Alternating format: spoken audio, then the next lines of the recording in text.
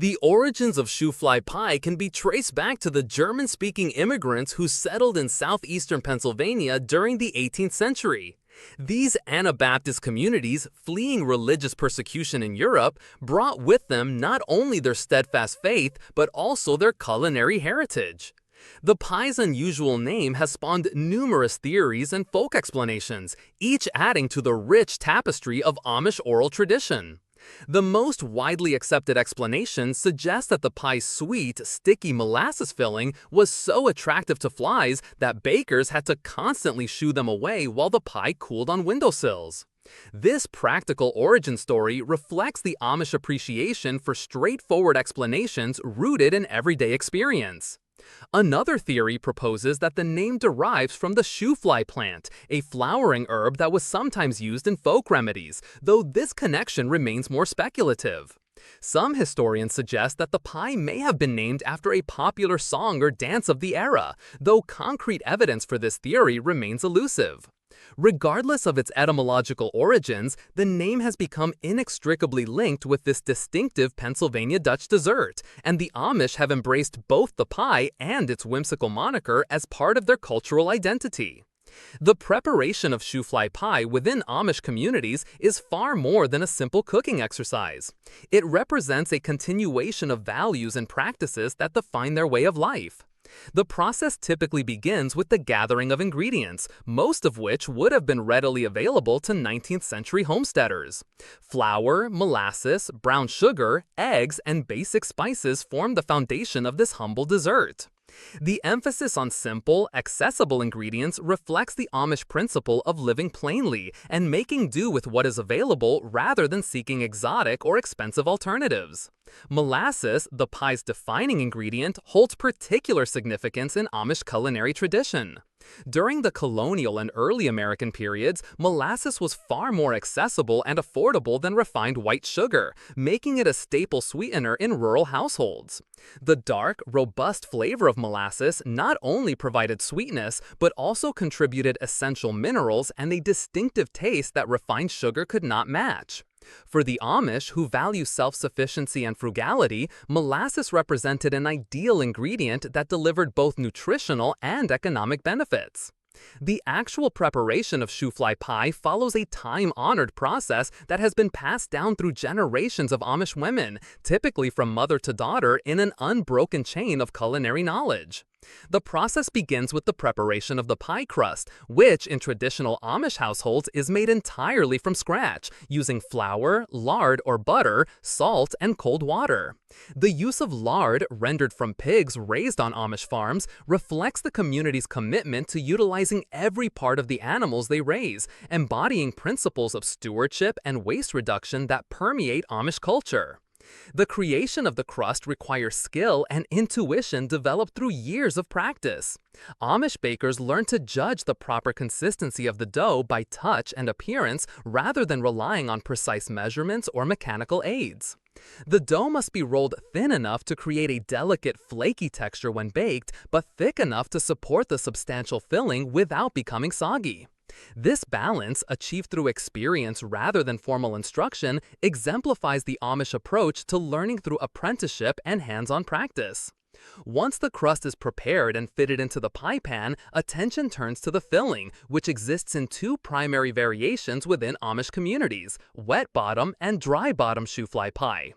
The distinction between these two styles often follows regional preferences and family traditions, with some communities favoring one style over the other, though both are considered authentically Amish. The wet bottom variety features a layer of liquid molasses mixture at the bottom of the pie, creating a custard-like consistency when baked.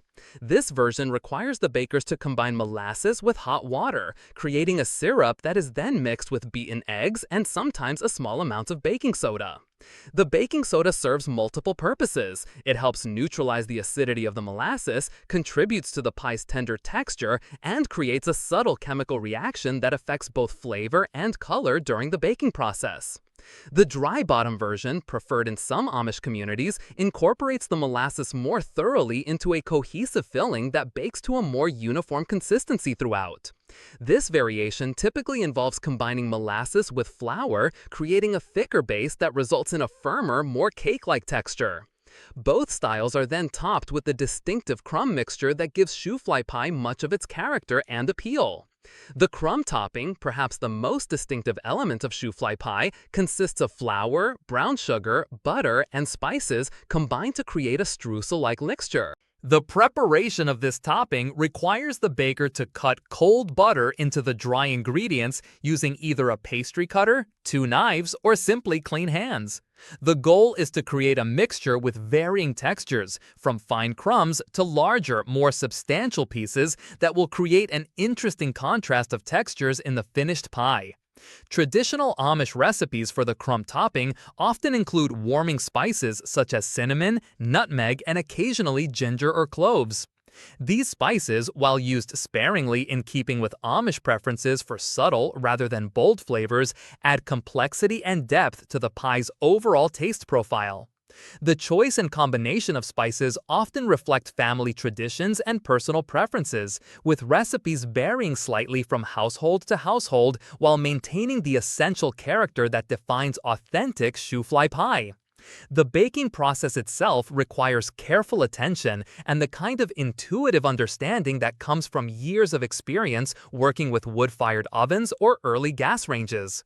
Traditional Amish kitchens often feature large multi-purpose ovens that serve not only for baking but also for heating homes during cold Pennsylvania winters. The baker must understand how her particular oven behaves, adjusting timing and temperature based on factors such as the weather, the moisture content of the wood fuel, and the other items being baked simultaneously. Shoofly pie typically bakes at a moderate temperature, allowing the filling to set properly without burning the delicate crumb topping. The baking process usually takes between 45 minutes to an hour, depending on the specific recipe and oven conditions. Experienced Amish bakers rely on visual and aromatic cues to determine doneness. The crumb topping should be golden brown and fragrant, while the filling should appear set but not overcooked. The cooling process is equally important as the pie continues to set as it cools to room temperature. Traditional practice involves placing the finished pie on a windowsill or covered porch where it can cool gradually while being protected from insects and other environmental factors. This cooling period also allows the flavors to meld and develop, creating the complex taste profile that makes properly prepared shoofly so memorable. Within Amish communities, the preparation and sharing of shoofly pie serves important social and cultural functions that extend far beyond simple sustenance. The pie frequently appears at community gatherings, church functions, and family celebrations, serving as both a practical contribution to communal meals and a symbol of hospitality and care. The act of bringing a homemade shoofly pie to a neighbor experiencing illness, celebrating a milestone, or facing difficult circumstances represents the Amish value of mutual support and community solidarity. The teaching of shoofly pie preparation also serves as an important mechanism for transmitting cultural knowledge and values from one generation to the next.